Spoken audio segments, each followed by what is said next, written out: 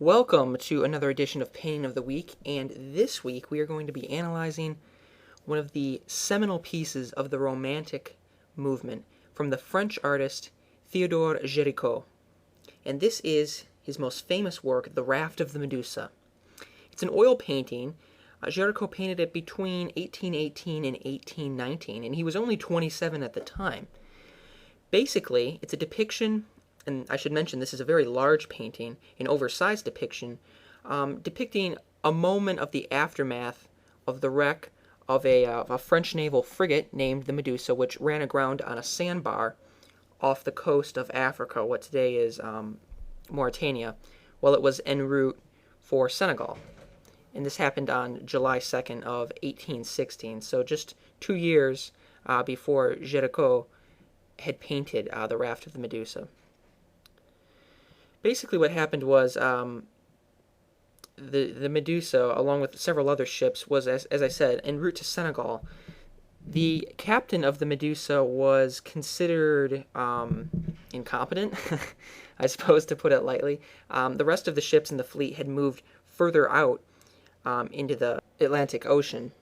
It was known that that was a very dangerous area to be sailing. More experienced crews moved further out to sea, but the captain of the Medusa, being relatively inexperienced, stayed close to the coastline, and then on July 2nd ran aground on a sandbar, as I said, about 60 miles off the coast of Mauritania. Well, about 3 days later, after the crew and the passengers had given up on trying to move the ship, they began that 60-mile journey toward the African coast. The problem was there were about 400 people on board, but there were only room for about 250 in the lifeboats.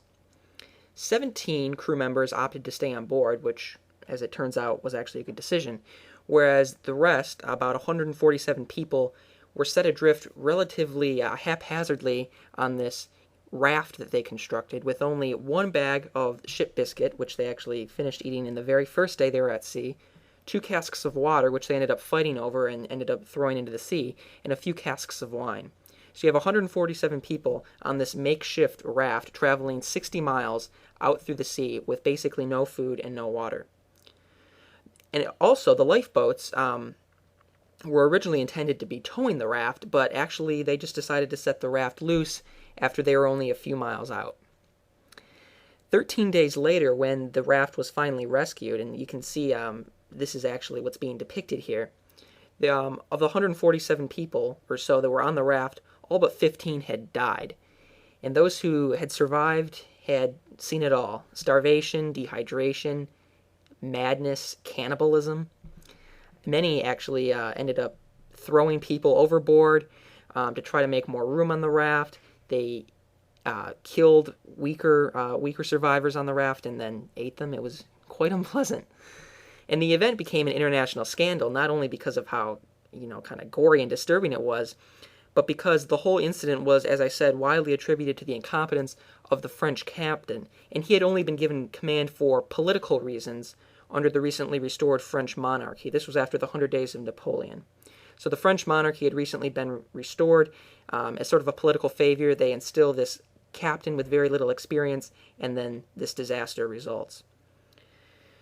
Géricault was looking for something to generate public interest and to really launch his career. As I said, he was only 27 when he painted the Raft of the Medusa.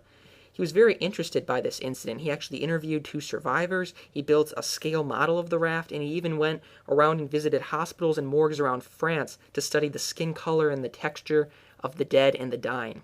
And when this painting was finally completed, it attracted major attention and also condemnation. This was a huge diversion from sort of the calm order that we have seen, or that people had seen in the neoclassicist movement, which preceded Romanticism. And there's so much that I can say about the painting itself. Just to summarize quickly, one thing that I thought was very interesting was this idea that the composition is constructed upon these 2 pyramidal structures, where the edge of the large mast on the left side of the canvas forms essentially the first pyramid, the apex of the first pyramid, and then the horizontal group of dead and dying figures in the foreground there forms the base, also from which the survivors emerge. So you kind of have this vertical or diagonal axis surging upwards from the dead and dying over on the bottom left, upwards toward the survivors, vitality, where people are still alive, culminating then in that central figure who's waving a handkerchief at the rescue ship. And actually, it wasn't really a rescue ship. There was no rescue mission. Even after the French captain arrived on the coast of Africa, there was no intention to really rescue the raft. It was just by chance that the ship, the Argus was the name of the ship, happened to come across the raft.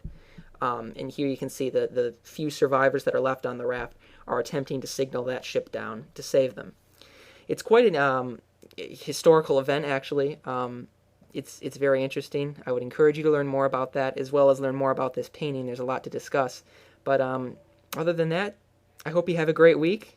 Be sure to come back next week for another painting, and to subscribe so that you can increase your appreciation for art with a new painting every week. I'll see you again next week, everybody. Thanks for watching.